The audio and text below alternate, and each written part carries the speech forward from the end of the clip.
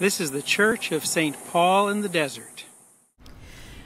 There will be signs in the sun, the moon, and the stars, and on the earth distress among nations caused by the roaring of the sea and the waves, proclaims Jesus in this reading from the Gospel of Luke.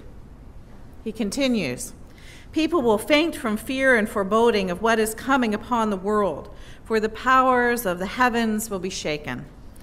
Then they will see the Son of Man coming in a cloud with power and great glory. Now when these things begin to take place, stand up and raise your heads, because your redemption is drawing near." Today is the first Sunday of Advent, and these texts, among the traditional lectionary texts that are read on this particular day, do not direct our attention towards the quiet joys of Christmas. There is nothing in today's reading that gives us the sweet anticipation of the infant mild, a beautiful young mother, angelic choirs, or a star-filled winter sky. There is no peace on earth in these texts, and silent night is absent from this scene. Instead of inviting us into quiet contemplation of what is coming in the weeks ahead, Advent 1 slaps us with the uncertainty and violence of human history, signs of dread, floods, earthquakes, and distress among the nations, things that cause people to faint with fear. Those of us who are longing and waiting for Luke's lovely story of Jesus' birth will be disappointed on this day. This is less like the Luke we remember and recall from our childhood, and more like the apocalypse of John. When I think about texts like this, I think about my teenage years and college years. I was born in 1959 and went to college here in California at an evangelical college out there on the coast called Westmont College. When I went to college, my first year of college was 1977, and there was a very popular book that young Christians read at the time I was a student. It was called The Late Great Planet Earth. It was by an author named Hal Lindsey.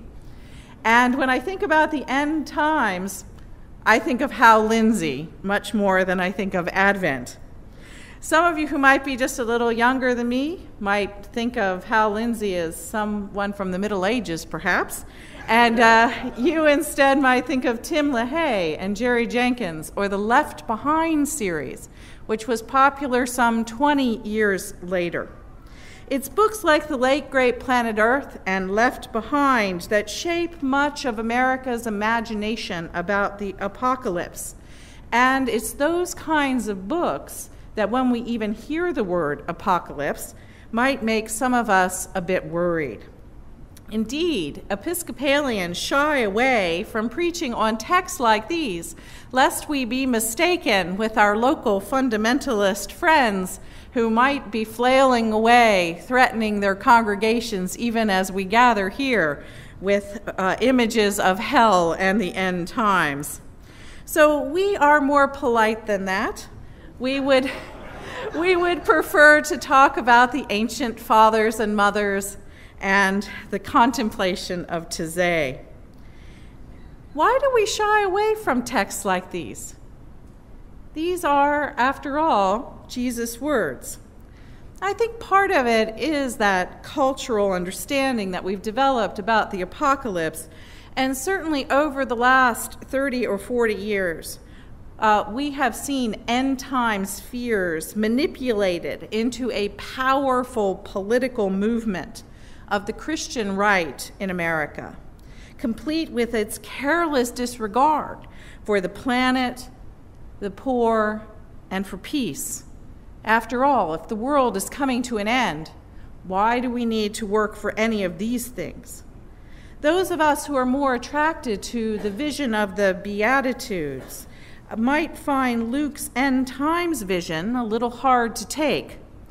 We've had too much experience with a much more callous form of faith that does not seek to redeem the world, but instead only waits to escape it. Now, long before what we know in our culture as end times theology, however, our 19th century Episcopal ancestors, not many people know this, I actually have a PhD in American religious history, and this was one of the areas of my own dissertation work. Our 19th century Episcopal ancestors believed that Advent was the most appropriate part of the liturgical year to consider the signs of the time and to preach on the comings, yes, that is comings, the plural, of Christ. Our ancestors, the people who founded the Episcopal Church in the United States, they appreciated the poetic interplay of the first coming of Jesus with the anticipation of the second coming of Christ. There were sermons where Episcopal ministers 100, 150, 200 years ago asked questions of these texts. Were these two distinct events separated in time? What exactly is the end? How is it that Christmas, the most beloved, the most romantic of our Christian holy days, relates to these wild depictions of the cosmic desolation? The quiet coming of the gentle Lamb Jesus and the mighty roar of Christ the Lion. These things are all true. All of these images are part of the biblical story. The book of Revelation even conflates them. When we get a line such as this, "See the Lion of the tribe of Judah, then I saw a lamb." One of the things that we do when we avoid end times sort of theology based on our own cultural prejudices is that we separate these things. But the biblical story enfolds them. And so we struggle today to wonder how it is that it is both lion and lamb, that it is the first and the second coming, that it is the infant and the king on the clouds. Well, part of the problem with end times theology is that most of us as Western people have defined time as a line. We think of time in the terms of beginning, middle, and end. Thus, to consider the end times is to anticipate the end of the world as we know it. We think of a universal devastation such as the one that's supposed to happen on December 21st, just a few weeks from now, when the Mayan calendar ends and history will cease to be.